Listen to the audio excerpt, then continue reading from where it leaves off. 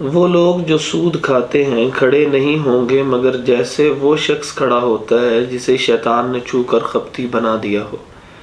ان آیات سے اللہ تبارک و تعالیٰ نے ایک نہایت کبھی معاشرتی گناہ کی طرف انسانوں کی رہنمائی کی ہے کہ اس گناہ کو چھوڑ دو، ورنہ اس کے بہت سے عذابات میں سے ایک عذاب یہ ہوگا کہ جس وقت قیامت کا دن ہوگا تو جیسے کوئی بندہ باولا ہو جاتا ہے، وہ اپنے پاؤں پہ کھڑا نہیں ہو سکتا، تو اس وقت جو ہے وہ عجیب و غریب قسم کی حرکتیں کرتا ہے، کبھی ادھر گرتا ہے کبھی ادھر گرتا ہے، یعنی وہ بیلنس اس کا صحیح نہیں ہوتا۔ جیسے کسی بندے کے اندر کوئی شیطان نے اس کا دماغ میں خلل ڈال دیا ہو یا اس کو کوئی خرابی پیدا ہو گئی ہو، تو بالکل ایسے ہی یہ بے وقوفوں کی مانند ارد گرد گر رہے ہوں گے۔ اس کا سبب اللہ تعالیٰ نے ذکر کیا کہ اللہ تعالیٰ نے تجارت کو حلال قرار دیا تھا اور سود کو حرام قرار دیا تھا، لیکن یہ بندہ کہتا تھا تجارت کے اندر بھی پیسے اضافی آتے ہیں اور سود میں بھی پیسے اضافی آتے ہیں، تو لہٰذا تجارت اور سود ایک ہی جیسی چیزیں ہیں۔ تو اللہ تبارک و تعالیٰ نے چونکہ تجارت کو حلال کیا اور سود کو حرام کیا، تو یہ اللہ تعالیٰ کی بتائی ہوئی اس جو مصلحت اور اس کا جو حکم ہے اس کے اندر فرق نہیں کر سا۔ تو اب اس کا میں آپ کو تھوڑا سا فرق بتاتا ہوں کہ ان میں فرق ہوتا کیا ہے۔ تجارت اشیاء کی ہوتی ہے، بعض حلال اشیاء ہوتی ہیں، ان حلال اشیاء کو جب آپ فروخت کرتے ہیں، جو قیمت خرید آپ کی اصل ہوتی ہے اس سے اضافی قیمت پہ جب آپ فروخت کرتے ہیں، تو وہ جو اضافی چیز ہوتی ہے بغیر کسی جھوٹ کے آپ نے جو فروخت کیا، تو یہ اللہ تعالیٰ نے حلال قرار دیا ہے۔ تو جو اصل قیمت چیز کی ہوتی ہے اس کے اوپر جو اضافی چیز لیتے ہیں، یعنی اضافی مال وصول کر رہے ہوتے ہیں، یہ آپ کا نفع کہلاتا ہے اور یہ حلال ہے۔ جبکہ پیسہ جو اگر کسی شخص کو دیا جائے اور وہ اس کو کہا جائے کہ تم نے استعمال کرنا ہے تو کر لو، مجھے 1 مہینے 2 مہینے یا خاص مدت کے بعد تم نے مجھے یہ پیسہ واپس کرنا ہے، لیکن جتنے پیسے تمہیں دے رہا ہوں اس سے اضافی پیسے واپس کرنے، یعنی کہ رقم کا کرایہ وصول کر رہا ہے۔ تو یہ جو رقم کا کرایہ ہے یا رقم کو فروخت کرنے کے بدلے کچھ اضافی رقم وصول کر رہا ہے، اسی کرنسی کے اندر کرنسی چینج ہو جائے تو اس کی ویلیو چینج ہو جاتی ہے۔ جیسے سونے کے بدلے چاندی، چاندی کے بدلے سونا تبدیل ہو سکتا ہے، کوئی حرج نہیں ہے، لیکن ایک ہی کرنسی کو اسی کرنسی میں فروخت کرتے ہوئے جب اضافی رقم لی جائے، یہ جی نئے نوٹ ہیں یہ پرانے نوٹ ہیں، یا کوئی ایسا سبب پیدا کر لیا جائے کہ اس کا کرایہ وصول کر لیا جائے، تو یہ ناجائز اور حرام ہے، اسی کو سود کہتے ہیں۔ لیکن عام آدمی جو سود خور ہوتا ہے، سود پہ لین دین کرنے والا ہوتا ہے، اس کو یہ بات سمجھ نہیں آتی۔ حالانکہ اللہ تعالیٰ نے اشیاء کی تجارت حلال قرار دی ہے، لیکن جو مال کی تجارت یعنی کرنسی کی تجارت ہے وہ صرف اور صرف 2 شکلوں میں حلال ہے، کہ یعنی 2 شرائط ہوں گی تو ان کی تجارت اسی کرنسی سے کی جا سکتی ہے۔ پہلی شرط یہ ہے کہ وہ برابر ہو، یعنی اس کی میئرمنٹ، یعنی جتنی مالیت کسی کو فروخت کی جا رہی ہے اتنی ہی مالیت وہ ہو تو اس کو فروخت کرتے ہو، اور دوسری بات وہ نقد ہو، ادھار نہیں ہو سکتا، تو تجارت پھر جائز ہوگی، ورنہ پھر جو ہے وہ سود کہلائے گا۔ رسول اللہ صلی اللہ علیہ وآلہ وسلم نے فرمایا سونے کے بدلے سونا، اور اسی طرح چاندی کے بدلے چاندی، جو کے بدلے جو، گندم کے بدلے گندم، نمک کے بدلے نمک، اور کھجور کے بدلے کھجور جو ہے۔ اگر تم نے ان کی تجارت کی تو 2 شرائط رکھو، یعنی اسی وقت ہو، یعنی نقد ہو، اور اس کے میئرمنٹ ہو یا جو تعداد ہو وہ بالکل برابر ہو۔ یہ عام طور پہ کیا جاتا ہے کہ پرانا سونا دے کے تو وہ نیا سونا لیا جاتا ہے، تو نیا سونا اور پرانا سونے کی جو اس کی تول ہے وہ برابر ہونا ضروری ہے۔ لیکن اگر آپ یہ چاہتے ہیں کہ وہ پرانا سونا ہے، خریدار ہیں آپ اس کے، اور اس کو نیا سونا بنا کے دینا چاہتے ہیں، تو آپ کہتے ہیں کہ یہ مجھے اس کا کیا فائدہ ہے، تو آپ سب سے پہلے چیز کہ ایک اپنی جو چیز ہے اس کو کسی اور کرنسی میں فروخت کریں، اور فروخت کرنے کے بعد پہلے سے طے نہ کریں کہ میں نے فروخت بھی تمہیں کرنا اور خریدنا بھی تم سے، آپ جہاں سے مرضی اس قیمت سے نیا سونا پرچیز کر لیں، یعنی جنس بدلنے سے آپ ایک تجارت کر سکتے ہیں، لیکن اگر جنس وہی رہے گی تو پھر اس کی تجارت جو ہے وہ وزن کے اعتبار میں بھی برابری اور نقد ہوگی۔ اس کا مطلب یہ ہے کہ سونے کی تجارت ادھار بھی نہیں کی جا سکتی۔ لیکن یہ عام طور پہ لوگوں کو ان باتوں کا، جو سود خور ہوتے ہیں، نہ علم نہیں ہوتا، سمجھ نہیں ہوتی، تو جس کی وجہ سے وہ یہ کہتے تھے کہ تجارت حلال ہے تو پھر یہ سود بھی تو تجارت کی مانند ہے۔ اللہ تعالیٰ نے فرمایا وہ لوگ جو سود کھاتے ہیں کھڑے نہیں ہوں گے مگر جیسے وہ شخص کھڑا ہوتا ہے جسے شیطان نے چھو کر خبتی بنا دیا ہو۔ یہ اس لیے کہ انہوں نے کہا بیع تو سود ہی کی طرح ہے، یعنی وہ جس طرح پاگل کو سمجھ نہیں لگتی اسی طرح اس معاشی مسئلے کی سمجھ نہیں لگ رہی، تو اس لیے فرمایا کہ یہ پھر اس کی بے وقوفی کا کہ اس کو سزا یہ دی جائے گی۔ حالانکہ اللہ نے بیع کو حلال کیا، یعنی تجارت کو حلال کیا اور سود کو حرام کیا۔ پھر جس کے پاس اس کے رب کی طرف سے کوئی نصیحت آئے پس وہ باز آ جائے تو جو پہلے ہو چکا وہ اسی کا ہے۔ مطلب یہ کہ اگر کسی نے کوئی سودی لین دین کا معاملہ کیا، اسے علم میں نہیں تھا کہ یہ سود ہے، جب اس کو معلوم ہو گیا کہ واقعی یہ سود ہے تو پھر اس کے لیے اسے چھوڑنا لازم اور فرض ہو گیا ہے۔ لیکن اگر اس نے نہ چھوڑا تو پھر وہ مکمل گناہگار ہوگا۔ لیکن اگر اس نے چھوڑ دیا تو اس کے آگے ایک شرط ذکر ہو رہی ہے جو اپنے مقام پہ بھی ذکر کرتا ہوں انشاءاللہ۔ وہ شرط یہ ہے کہ اگر کسی نے کسی سے سود پہ لین دین کیا تو اصل رقم وہ واپس لے سکتا ہے، لیکن اس کے علاوہ جو اس کو سمجھ لگنے کے عرصے کے اندر، یعنی جب اس نے سود کے اوپر لین دین کر لیا ہے اور اس میں سے کچھ نہ کچھ سود دیا گیا ہے، تو جب توبہ کی مسئلے کی سمجھ لگی تو اس دوران جو معاملہ پہلے ہو چکا ہے سود والا اس کو چھوڑ دے، وہ اللہ تعالیٰ کی طرف سے معاف ہو جائے گا جب وہ توبہ کرے گا۔ لیکن اس کے بعد مزید بقایا طے شدہ سود بھی واپس نہیں لے سکتا، صرف اصل واپس لے گا۔ اور میں اس کے رب کی طرف سے کوئی نصیحت آئے پس وہ باز آ جائے تو جو پہلے ہو چکا ہے وہ اسی کا ہے اور اس کا معاملہ اللہ کے سپرد ہے، اور جو دوبارہ ایسا کرے گا تو وہی آگ والے ہیں، وہ اس میں ہمیشہ رہنے والے ہیں۔ اللہ سود کو مٹاتا اور صدقات کو بڑھاتا ہے۔ لوگ اس لیے سود کے اوپر پیسہ دیا کرتے تھے کہ ان کے خیال میں مال جو ہے وہ جب ہم کسی کو طے شدہ اضافے سے مال بیچ دیتے ہیں، یعنی مال کی بجائے کہنا ہے کہ جو رقم اس کو دے دیتے ہیں یا سود کے اوپر رقم دیا جاتا ہے تو وہ ایک یقینی اضافہ ہوتا ہے، تو اس میں ایک اضافہ محسوس ہو رہا ہوتا ہے۔ تو فرمایا کہ یہ اضافہ تمہیں محسوس ہو رہا ہے، اللہ تعالیٰ سود کو مٹاتا ہے، یعنی اس کا انجام ختم ہو جانے والا ہے۔ دنیا میں 4 پیسے بڑھ بھی جائیں گے تو وہ پھر آہستہ آہستہ کہیں نہ کہیں ختم ہو جائیں گے، یا کوئی بیماری آ جائے گی، یا مصیبت اور آفت آ جائے گی، یا چوری ڈکیتی ہو جائے گی، یا پھر اللہ تعالیٰ تجھے اتنا مشغول کر دیں گے کہ تیرا پیسہ تجھے ہی خرچ کرنے کی توفیق نہیں ملے گی، یا پھر کوئی ایسا تیرے اوپر مسلط ہو جائے گا تیرا وارث کہ جو تیری زندگی میں ہی تجھ سے وہ پیسہ واپس لے لے گا، یا کوئی اور نقصان ہوگا، یا آخر قیامت کے دن تجھے بہت زیادہ نقصان ہوگا۔ اسی لیے فرمایا اللہ سود کو مٹاتا ہے، اس کی طرف مت آؤ، یہ یقینی اضافہ نہیں بلکہ اللہ کے فرمان کے مطابق یقینی گھاٹا ہے،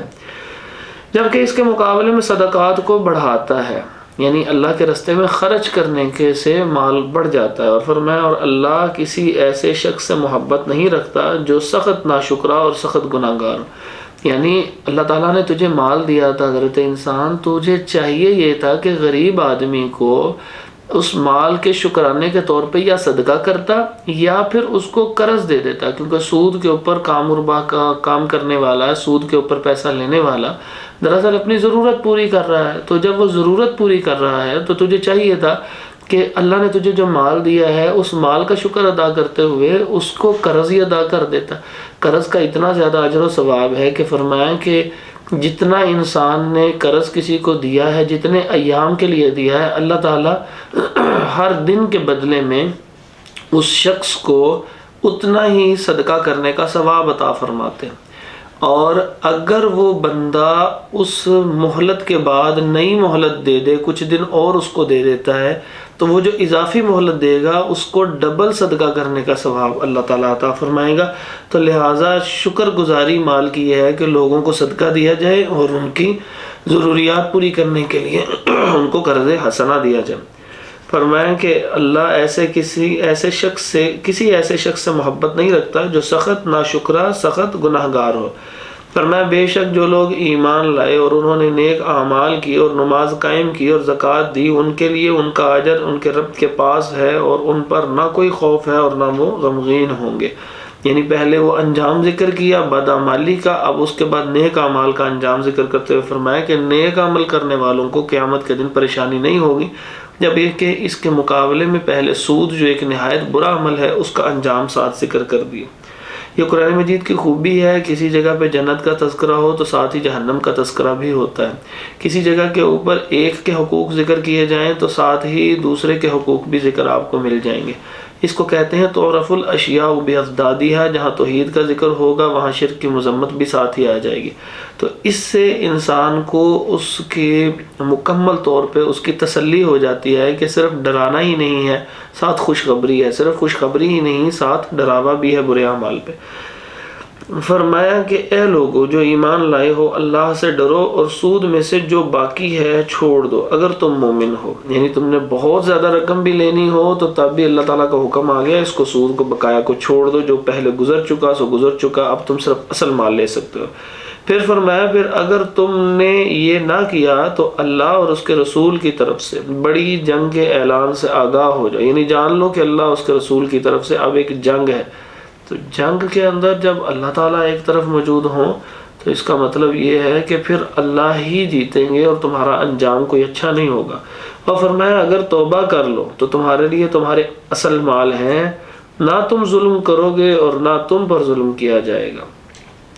اور اگر کوئی تنگی والا ہو تو آسانی تک مہلت دینا لازمی ہے، یعنی اگر کوئی غریب آدمی ہے ابھی وہ پیسے دے نہیں سکتا تو تم پہ لازمی ہے کہ اس کو تھوڑی دیر کی مہلت دے دو، اور یہ بات کہ صدقہ کر دو تمہارے لیے بہتر ہے۔ یعنی یہ سب سے بہتر بات یہی ہے کہ تم اس کو سارا کچھ جو اصل ہے وہ بھی اگر چھوڑ سکتے ہو، غریب آدمی ہے تو پھر تمہارے لیے یہ زیادہ بہتر ہے، یعنی کل قیامت کے دن تمہیں اس کا اجر و ثواب اللہ عطا فرما دیں گے۔ فرمایا اگر تم جانتے ہو۔ پھر اس کے بعد قرآن مجید کے اندر اس کے قیامت کے دن کے حوالے سے ایک بات ہے کہ اور اس دن سے ڈرو جس میں تم اللہ کی طرف لوٹائے جاؤ گے۔ اب یہ جملہ ذرا یاد رکھیے گا، یہ آیت کا ترجمہ،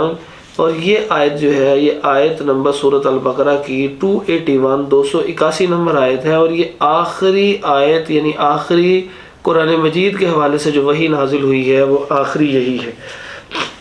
اور آخری چیز کے اندر پوری تمام زندگی کا خلاصہ ذکر ہے۔ اور اس دن سے ڈرو جس میں تم اللہ کی طرف لوٹائے جاؤ گے، پھر ہر شخص کو پورا دیا جائے گا جو اس نے کمایا اور ان پر ظلم نہیں کیا جائے گا۔ یہ پوری زندگی کا خلاصہ ہے۔ اس کے بعد قرآن مجید کی سب سے طویل آیت ہے جس کے اندر ادھار لین دین کے حوالے سے، رہن رکھنے کے حوالے سے کچھ احکامات ذکر کیے جا رہے ہیں۔ ان کا خلاصہ یہ ہے کہ اگر تم نے کوئی ادھار لین دین کا معاملہ کرنا ہے تو سب سے بہتر اور مستحب عمل یہ ہے کہ تم نے اس کو لکھنا ہے۔ جب تم کوئی چیز لکھو گے تو جس نے ادھار لی ہے چیز وہ لکھے، اگر وہ اس قابل نہیں ہے کہ وہ لکھ نہیں سکتا تو پھر وہ لکھوائے کسی سے، یا پھر اگر وہ بالکل ہی نہیں لکھ سکتا تو پھر اس کا کوئی ولی ہو وہ لکھ لے، اور اس کے اوپر گواہ بھی بناؤ، اور 2 مرد گواہ بناؤ، چونکہ عموماً یہ کاروباری معاملات کی وجہ سے قرض کا لین دین ہوتا ہے۔ عورتوں کا یہ عام طور پر اسلام میں عورتوں کی کچھ شرائط کے ساتھ ان کے کاروبار کی اجازت تو موجود ہے، جیسے پردے کا حکم ہو، اس کو پابندی کے ساتھ ادا کیا جائے اور گھروں سے باہر نہ نکلا جائے زیادہ۔ تو یہ سارے جو احکامات ہیں کافی، ان احکامات کی پابندی کے ساتھ عورت کام کر سکتی ہے، اپنی معاشی سرگرمیاں جاری رکھ سکتی ہے، لیکن عموماً جو ہے وہ عورتوں کا یہ جو ہے سروکار نہیں ہوتا۔ تو اس وجہ سے ان کو کہا گیا کہ اگر تمہیں 2 مرد گواہ اس وقت نہ ملیں جن پہ تم لوگ راضی ہو کہ انہیں گواہ بنا لیں، اس لین دین کے اوپر لکھ بھی لو اور گواہ بھی بنا لو، تو ان میں سے مرد نہ ملے تو ایک مرد کی جگہ 2 عورتیں رکھ لو۔ چونکہ یہ ان کا سروکار نہیں ہے تو اس کا مطلب یہ ہے کہ ایک عورت بھول جائے گی تو دوسری اس کو یاد کرا دے گی کہ یہ معاملہ اس طرح تھا، اور پھر سے لکھا ہوا بھی ہوگا۔ اور تیسری چیز مدت کا تعین بھی کر لو، یعنی اچھی طرح معاملے کو باندھ لیا کرو تاکہ کوئی فریق بھی نہ بھول سکے اور نہ بھاگ سکے۔ تو یہ قرض کے لینا۔ فرمایا کہ اگر تم نے کوئی سفر وغیرہ پہ ہوتے ہو اور پھر تم نے کوئی چیز کا لین دین کرنا ہے، تمہارے پاس کوئی لکھی لکھانے والی بھی نہیں ہے چیز، تو اپنی کوئی چیز رکھ کے قرضہ بھی لے سکتے ہو، اس کو کہتے ہیں رہن رکھنا۔ تو یہ جو رہن رکھا جاتا ہے اس کا ایک مسئلہ بڑا اہم ہے، وہ یہ ہے کہ اگر ایک بندے نے دوسرے بندے کے پاس کوئی پیسے لینے ہیں تو اب وہاں پہ دوسرا بندہ بطور ضمانت کوئی چیز اس کے پاس رکھوا دیتا ہے کہ جناب مجھے اس وقت 50 لاکھ کی ضرورت ہے، یہ میری ایک دکان ہے جو تقریباً اتنے کے قریب ہے، آپ اس کی رجسٹری یہ آپ رکھ لیں اور مجھے اتنے پیسے دے دیں، اگر کوئی آپ کو کمی بیشی محسوس ہو تو آپ اس میں سے پوری کر سکتے ہیں۔ تو یہ جو رہن رکھی ہوئی چیز ہے، اس رہن رکھی ہوئی چیز سے جو قرضہ دینے والا بندہ ہے وہ اس سے فائدہ نہیں اٹھا سکتا۔ عام طور پہ یہ کام کیا جاتا ہے کہ کسی بندے نے دوسرے بندے سے جب پیسے لینے ہوتے ہیں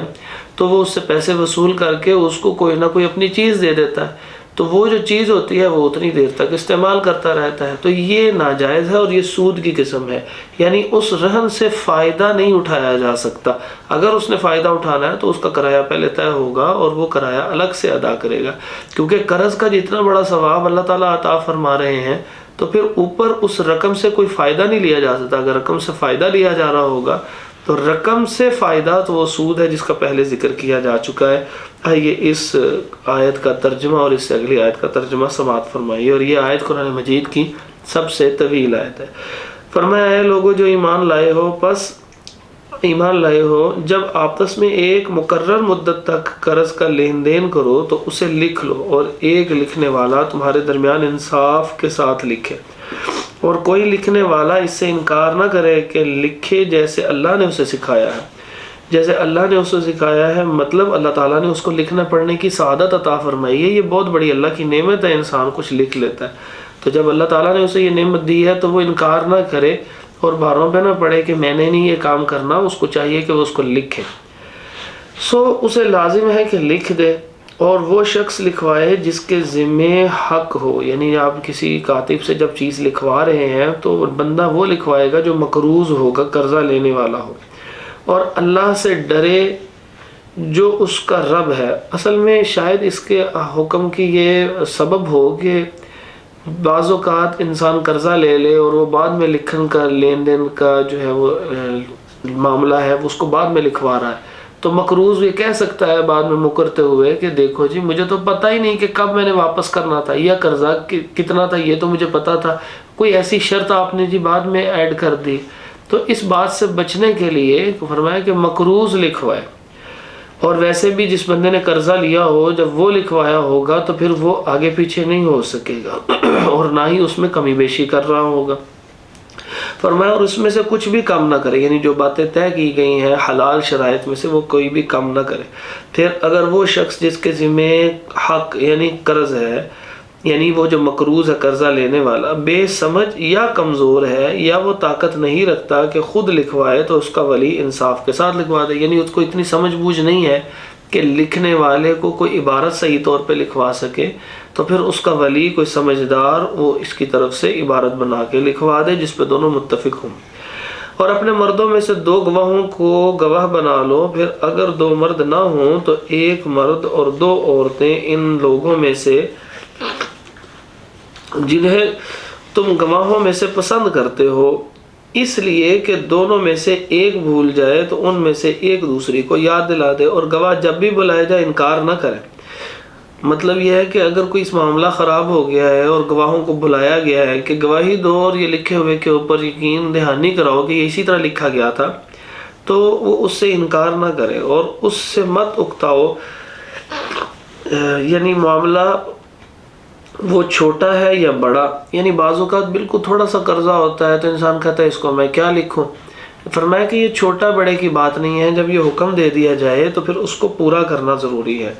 کہ اسے اس کی مدت تک لکھو۔ یہ کام اللہ کے نزدیک زیادہ انصاف والا اور شہادت کو زیادہ درست رکھنے والا اور زیادہ قریب ہے کہ تم شک میں نہ پڑو، کیونکہ بعض اوقات انسان جو ہے وہ بھولنا شروع ہو جاتا ہے کہ ہوا کیا تھا، ہوتے ہی ایماندار ہیں لیکن بھول جاتے ہیں، تو اس لیے فرمایا ایک شک سے بچنے کے لیے یہ کام کر لو، مگر یہ کہ نقد سودا ہو جسے تم آپس میں لیتے دیتے ہو تو تم پر کوئی گناہ نہیں کہ اسے نہ لکھو، یعنی اگر کوئی نقد سودا لین دین کر رہے ہو اسی وقت تو پھر اس کو بے شک نہ لکھو، کوئی حرج نہیں ہے۔ اور جب آپس میں خرید و فروخت کرو تو گواہ بنا لو اور نہ کسی لکھنے والے کو تکلیف دی جائے، یعنی جو لکھنے والا ہے اس کو زبردستی ایسے وقت پہ مت بلایا جائے لکھنے کے لیے، یا لکھے ہوئے کے بعد اس کو بطور گواہ نہ بلایا جائے، اس کے اوقات کا خیال کریں، اس کی مصروفیات کا خیال کریں، صرف اپنے مسئلے کو حل نہ کریں بلکہ اس لکھنے والے یا گواہ کے حوالے سے بھی ان کی مصروفیات کا احساس کرتے ہوئے ان کو ان کے وقت کے مطابق بلائیں۔ یعنی ان کو بھی حکم دیا آپ بھی آ جائیں، لیکن ان کو کہا کہ کام تو آپ کا ہے، تو لہٰذا اپنے کام کو سنوارنے کے لیے دوسرے بندے کی مصروفیات کو خراب نہ کیا جائے، اور نہ ہی اس شخص کے اوپر کوئی دباؤ ڈال کے غلط وہاں پہ گواہی دلوائی جائے۔ فرمایا اور نہ کسی لکھنے والے کو تکلیف دی جائے اور نہ کسی گواہ کو، یعنی نہ گواہ کو اور نہ لکھنے والے کو، اور اگر ایسا کرو گے تو بے شک یہ تم میں پائی جانے والی بہت بڑی نافرمانی ہے، اور اللہ سے ڈرو اور اللہ تمہیں سکھاتا ہے اور اللہ ہر چیز کو خوب جاننے والا ہے۔ اور اگر تم کسی سفر پر اور کوئی لکھنے والا نہ پاؤ تو ایسی گروی لازمی ہے جو قبضے میں لے لی گئی ہو۔ یعنی یہ میں نے گروی کے جو احکامات آپ کے سامنے ذکر کیے ہیں کہ انسان کے پاس کوئی لکھنے والا نہیں ہے، گواہ نہیں ہے، اس کو پیسوں کی ضرورت پڑ گئی ہے تو اپنی کوئی قیمتی چیز دے کے قرضہ لے سکتا ہے۔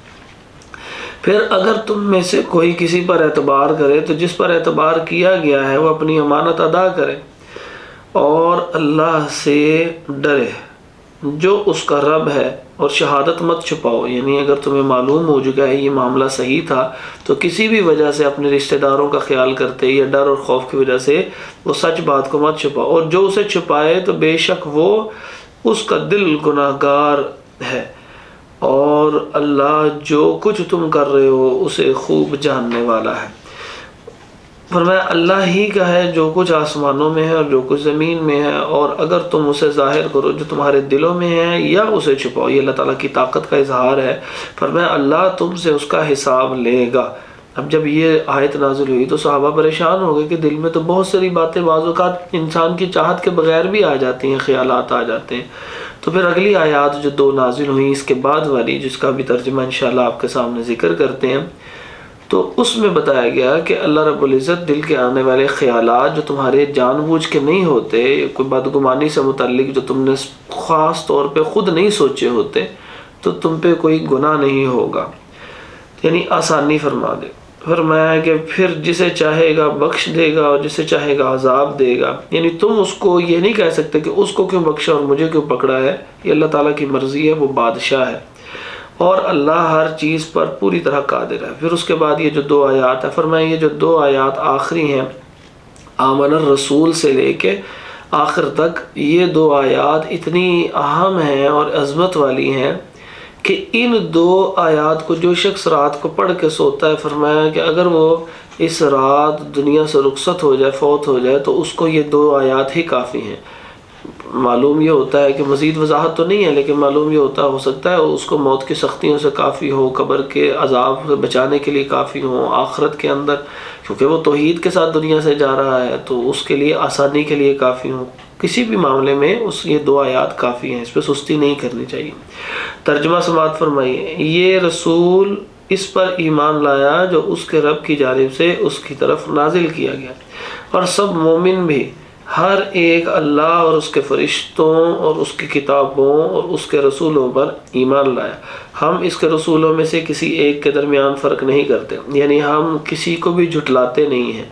یہودیوں نے حضرت عیسیٰ علیہ السلام کو نبی ماننے سے انکار کر دیا تو انہوں نے جھٹلا دیا، عیسائیوں نے حضور صلی اللہ علیہ وآلہ وسلم کو ماننے سے انکار کر دیا، یہودیوں نے داؤد علیہ السلام کو بھی ماننے سے انکار کر دیا، جبکہ مسلمان یہ ہیں کہ سب کو نبی مانتے ہیں، جو اللہ کے نبی گزرے ہیں ان کی عزت و احترام میں کمی نہیں کرتے۔ یہ ہے کہ ہم اس کے رسولوں میں سے کسی ایک کے درمیان فرق نہیں کرتے۔ اور انہوں نے کہا ہم نے سنا اور ہم نے اطاعت کی، تیری بخشش مانگتے ہیں ہمارے رب، تیری ہی طرف لوٹ کر جانا ہے۔ فرمایا اللہ کسی جان کو تکلیف نہیں دیتا مگر اس کی گنجائش کے مطابق، اسی کے لیے ہے جو اس نے نیکی کمائی۔ لہٰذا یہ کہنا، یہ جو عام طور پہ ہمارا جملہ ہوتا ہے کہ میری بس ہو گئی ہے، یعنی میری اتنی زیادہ، میری پہنچ سے زیادہ تکلیف مجھے پہنچ چکی ہے، یہ جملہ درست نہیں ہے، کیونکہ اللہ تعالیٰ فرماتے ہیں کہ اللہ کسی جان کو تکلیف نہیں دیتا مگر اس کی گنجائش کے مطابق۔ تو لہٰذا جو تکلیف آئی ہے اس پہ صبر بھی کرنا اور اس تکلیف کو دور کرنے میں اپنے رب کے سامنے التجائیں کرنا، یہ بہت ضروری ہے۔ لیکن یہ جملہ مت کہیے کبھی زندگی میں کہ میری استطاعت سے بڑھ کے تکلیف آ گئی ہے، استطاعت سے بڑھ کے اللہ تعالیٰ کسی کو تکلیف نہیں دیتا۔ اسی کے لیے ہے جو اس نے نیکی کمائی اور اسی پر ہے جو اس نے گناہ کمایا۔ اے ہمارے رب ہم سے مواخذہ نہ کر اگر ہم بھول جائیں یا خطا کر جائیں۔ یہ وہی بات ہے کہ جو پہلے فرمایا جا رہا تھا کہ تم لوگوں سے تمہارے دل کی باتوں کے بارے میں بھی سوال کیا جائے گا، تو یہاں پہ صحابہ پریشان ہوئے تو پھر یہ آیات بھی نازل ہوئی کہ جن کے اندر یہ دعا ہے، اور اللہ رب العزت نے یہ دعا جو ہے انسان جو مانگتا ہے پڑھتا ہے یہ قبول کر لی ہوئی ہے پہلے سے۔